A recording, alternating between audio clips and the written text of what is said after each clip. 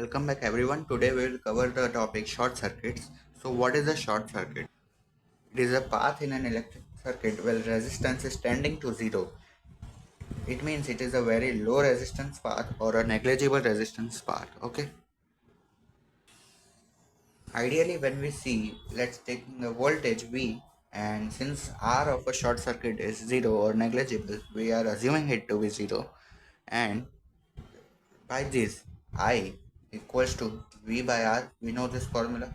It implies that there will be V upon 0, which means it will turn, if this will turn to 0, this will tend to infinity, right? So implies I is equals to infinite.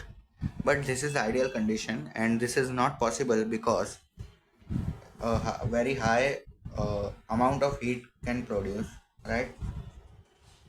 And since it violates KVL rules, right? It also violates conservation of energy rules.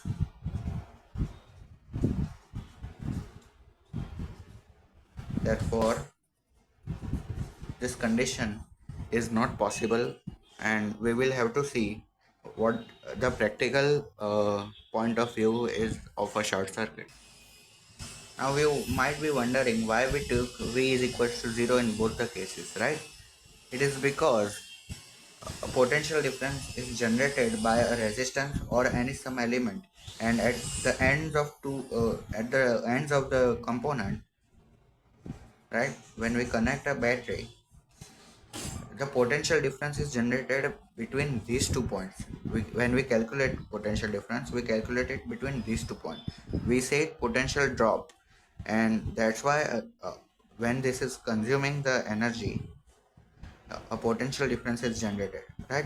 But if this tends to zero, it means the current passes, and therefore there is no difference between this point and this point. Therefore we have taken V is equals to 0.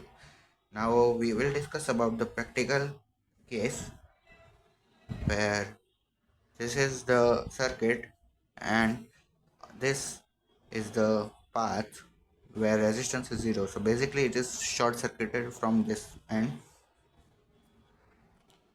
and practically the current won't be infinite, but it will be have some finite value.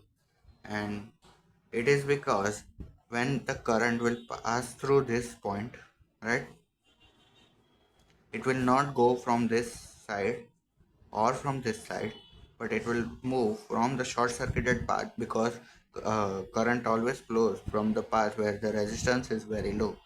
And that's why since here the resistance is almost zero, it will all flow from this side, and so there will be a current flow of how many amperes that we can calculate from voltage and resistance, right? And since I is equals to V by R, we can calculate from this. So there will be a finite current